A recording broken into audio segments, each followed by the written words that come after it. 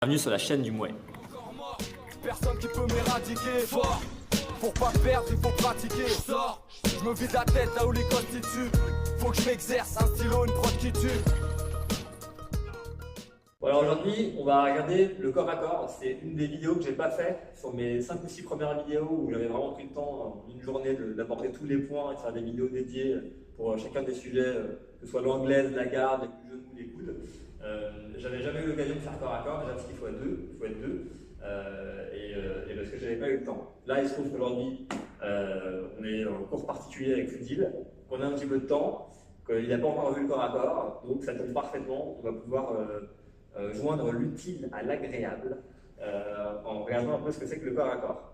Donc, leçon partagée entre vous et Foodil sur ce que c'est que le corps à corps.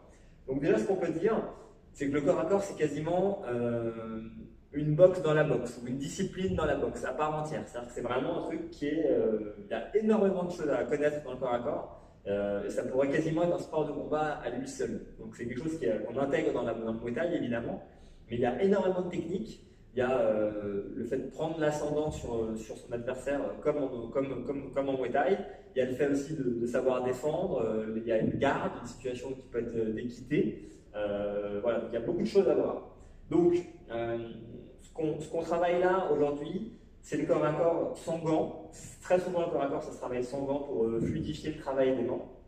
Et un conseil que je donne Foodil et que je vous donne à tous, c'est que quand vous travaillez le corps à corps, au moins au début, il faut être le plus souple possible. C'est-à-dire qu'il ne faut absolument pas mettre de force dans le passage des bras, dans le fait de tenir l'adversaire. Il ne faut pas le serrer, il ne faut pas essayer de durcir, puisque du coup c'est contre-productif. Là, ce qu'on veut travailler, c'est la technique, la gestuelle, bien comprendre comment ça marche.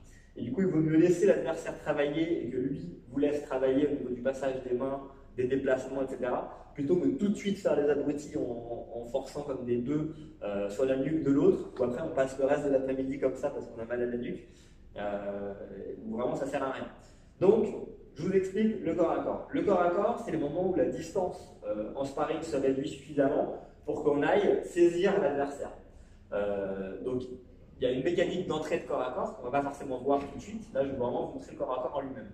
Donc, pour se retrouver dans une situation d'équité au corps à corps, c'est-à-dire qu'on parle d'une situation où on est en garde, mettons en garde, là, personne n'a l'ascendant sur son adversaire, ni Foodil ni moi. Il y a un peu l'équivalent au corps à corps, c'est quand on a chacun placé une main derrière la nuque de l'adversaire et une main en défendant le bras de l'adversaire. En gros, on va casser la distance. Imaginez qu'on casse la distance. Moi, je vais passer une main derrière la nuque de Foodil, avance un peu avant, et lui, il va faire pareil, il va passer une main au niveau de mon épaule. Là, en gros, on est en train de rentrer au corps à corps, c'est comme ça qu'on va accepter le corps à corps et rentrer dans l'adversaire. C'est en allant glisser une main au niveau de l'épaule de l'adversaire, par-dessus l'épaule de l'adversaire, et en verrouillant tout de suite le coude de l'adversaire. Toi, tu dois pareil m'attraper ici avec tes mains, avec le gant ou avec tes mains. Donc là, pourquoi est-ce qu'on verrouille le coude? Parce que si on verrouille pas le coude, voilà, on rentre, lâche ton terrain. Si jamais Foodil il commence à aller m'attraper derrière, ou qu'il veut passer sa deuxième main tout de suite, ou de me chercher là l'épaule, là tout de suite, il va s'exposer au coup de coude. Donc quand on rentre, quand on se rapproche, on va tout de suite saisir bien le coude de l'adversaire pour être sûr qu'il ne rentre pas un coude à l'intérieur et qu'il ne nous percute pas directement le visage. Donc on glisse une main, on saisit le coude de l'adversaire.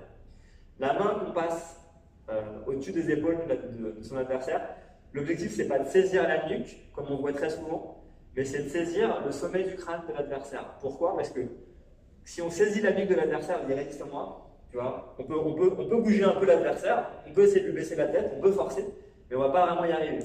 Si on attrape le sommet du crâne de l'adversaire, on a beaucoup plus de levier, et là même avec une main, tu dis je vais pouvoir lui baisser la tête, ou alors je vais pouvoir vraiment beaucoup plus le déplacer sur le côté, et je vais avoir un bien meilleur appui pour pouvoir le déplacer, le tourner, lui baisser le crâne, et je vais être beaucoup plus gênant que si jamais j'attrape la nuque. Donc quand on regarde des débutants faire du corps à corps, en général, ils s'attrapent là en bas de la nuque comme des abrutis, ils sont en train de forcer comme des bœufs pour se baisser la tête, ils ne travaillent pas du tout. Donc au contraire, on va bien saisir le sommet du crâne, voici bien en haut, voilà. On va bien sécuriser le coude de l'adversaire, et ensuite, on va réduire au maximum la distance au niveau de nos plexus pour ne pas laisser de place pour les coups de genoux. Donc du coup, on va venir se coller, je vais m'en mettre pour parler là, on va venir se coller l'un à l'autre et peu pour prendre l'ascendant au niveau du poids qu'on peut faire porter à son adversaire. On va essayer de se grandir en revenant sur la pointe des pieds. Donc toi sur la pointe des pieds, colle-toi à moi et glisse pas ta main. Tu vois, ta main elle commence déjà à glisser. Tiens-moi bien au sommet du crâne. Okay. Donc là, quand on se retrouve dans cette situation-là, c'est exactement pareil que si on était en garde à 1 mètre l'un de l'autre. Ça veut dire que personne n'a d'avantage sur personne. On est vraiment situation d'équité parfaite, contrôle partagé. Je n'ai pas d'avantage sur lui, il ne me porte pas, je ne peux pas trop lui porter de coups plus que lui. Donc vraiment, c'est la garde du clinch. En fait. Donc le clinch, après, c'est quoi? C'est partir de cette situation-là, mets-toi sur la pointe des pieds. C'est partir de cette situation-là et maintenant on va travailler pour évidemment avoir un avantage sur son adversaire. Les avantages sur l'adversaire, ils peuvent s'obtenir de plusieurs manières. Le premier avantage que vous pouvez obtenir sur votre adversaire, c'est le plus connu, c'est celui qui vise à réussir à passer sa deuxième main à l'intérieur des bras de l'adversaire. Et du coup, là, vous avez un fort avantage sur lui, c'est-à-dire que quand vous avez vos 2 coudes à l'intérieur et vos 2 mains passées, là, vous allez pouvoir baisser la tête de votre adversaire, dit de son dessous, sans qu'il ait lui de prise pour vous retenir, pour vous tenir. Et donc là, forcément, ça explose énormément au coup de genou et c'est une position qui est vraiment très défavorable au corps à corps. Donc on veut absolument éviter. Donc le tout premier travail, j'y reviens, c'est on est là et on va essayer de passer la main pour arriver à avoir un contrôle total. Donc là, il va faire pareil de son côté, c'est-à-dire que sa main, voilà. Il va glisser sa main, il ne va pas venir oublier de contrôler mon coude, parce que sinon je ne vais lui mettre à mon coude, donc il va venir aussi avec sa deuxième main ressaisir à l'intérieur de mon coude pour se défendre et on va se recoller à nouveau. Et donc là, on revient dans la même situation. Donc le travail de passage des mains, là je suis en train de le refaire, hop, et ben c'est juste un mécanisme qui doit être fluide. C'est pour ça qu'au début je dis pas forcer comme des bœufs, parce que souvent on a tendance à bloquer l'autre, à pas le laisser passer, et à nous essayer de passer sa main, et ça donne un truc où on est vraiment en train de faire n'importe quoi. On laisse toujours l'autre travailler fluide. Mais du coup, on vient descendre, vu qu'il a passé sa main, donc je suis venu défendre par-dessus pour pas qu'il passe ses 2 mains sur mon visage. Donc là, par exemple, on va le refaire une fois. Voilà, vas-y. Là, on refait le doigt passe à l'intérieur. Si là, lui, il passe son deuxième main, passe-le bien à l'intérieur. Tu vois, rentre bien ton coude pour passer à l'intérieur.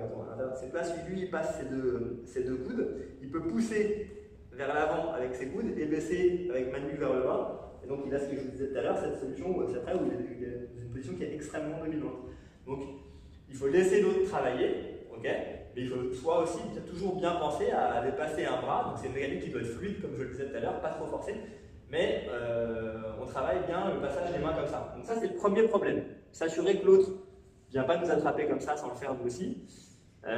Ensuite il y a d'autres choses de plus compliquées, il y a les coups de coude, j'en ai parlé rapidement. Dans le travail qu'on fait, vas-y passe ta main. Ok, voilà, il y a le travail de fait passer la main, vas-y repasse encore à l'intérieur. Tu vois, passe bien là, faut rendre bien ton but, tu vois, parce que sinon je vais te bloquer. Voilà, ok, donc là on travaille les mains. Il y a un moment où potentiellement, si on ne surveille pas le coude de l'adversaire, on va pouvoir s'en prendre un. Donc les coudes, c'est compliqué, on peut en envoyer de toutes les manières. Donc par exemple, ça peut être là, je peux être là, ici, je peux passer là, penser qu'il pense que je vais venir saisir sur son crâne, mais en fait non, je vais envoyer mon coude au milieu. Donc, le corps à corps, c'est aussi défendre les coups de coude de l'autre. Je vous explique vraiment dans la globalité quels sont les 4 principaux axes à surveiller contre nos corps à corps. Donc on a vu, on attrape l'adversaire, on est sur la pointe des pieds. On fait attention à son passage de main, qui ne passe pas les 2 mains en haut, sans que nous aussi on passe une deuxième main pour se défendre. Vas-y, reviens là. On fait attention à ses coups de coude, je l'ai dit tout de suite en verrouillant le coude, en montrant mon entrée de corps à corps, mais aussi après dans les échanges, quand les mains glissent, attention à ce que le coude ne sorte pas. Ensuite, il y a les coups de genoux, évidemment. Donc les coups de genoux, c'est quoi? Tant qu'on est très posés, très collés l'un à l'autre, les coups de genoux, en fait, là, j'ai pas vraiment la place d'envoyer un coup de genou. Tant qu'il est bien collé à moi, ce qui se passe, c'est que les coups de genoux, il va les prendre avec la cuisse. Ça, c'est des coups qui font pas mal. C'est pas les coups qui percutent. Donc pour pouvoir mettre un coup de genou, il faut que j'arrive à créer un espace, envoyer le genou et me recoller derrière. Donc ça, c'est pour ça que je dis qu'on essaie toujours d'être bien collé à son adversaire. Donc il faut que tu mettes de la force pour rester collé à moi au niveau de ton buste, tu vois, pour pas que je puisse justement, pas puisse facilement me décoller. Donc il y a vraiment le jeu de bien rentrer la hanche dans son adversaire, bien le coller, pour que justement ces coups de genoux là, ils passent pas. Et de l'autre côté, s'il est bien collé à moi, pareil, ce coup de genou là, je ne vais pas avoir la place de le faire. Donc ça va être à moi de créer un espace pour pouvoir envoyer un genou qui percute. Donc c'est encore un autre mécanisme. Le troisième mécanisme dont je veux vous parler, c'est le fait de déplacer son adversaire et éventuellement de le projeter. Si on est tous les deux serrés comme ça, que les mains glissent bien, mais on surveille bien les mains de l'autre, voilà, on est trop collé pour que les coups de genoux puissent sortir, le corps à corps il est rapidement limité. Heureusement le ring il est grand, on a les cordes pour s'appuyer, on peut se déplacer, et du coup forcément on va être amené à se déplacer avec l'adversaire. Et donc là, il y a une foultitude de choses qu'on peut faire pour réussir à créer de l'espace avec son adversaire pour pouvoir envoyer un coup de genou, ou pour pouvoir par exemple bloquer l'adversaire et lui faire une projection qui va l'emmener au sol. Je rappelle que les projections ça rapporte beaucoup de points au pointage, donc faire tomber l'adversaire c'est toujours très avantageux. Ou alors, encore une fois, le faire se déplacer pour ouvrir et permettre d'envoyer un coup de coude. Bon, déjà, qu'est-ce que tu en penses, Céline? Corps à corps. C'est compliqué. C'est compliqué. Il y a beaucoup de techniques à connaître, il y a beaucoup de points à vérifier toujours. Où sont les coudes de l'adversaire? Est-ce qu'il va me projeter? Est-ce que je suis bien collé à lui? Attention à ses genoux, attention à ce qui ne me gêne pas avec sa tête. Je vous rappelle qu'on n'a pas le droit au coup de tête, ça c'est plus en boxe Birman.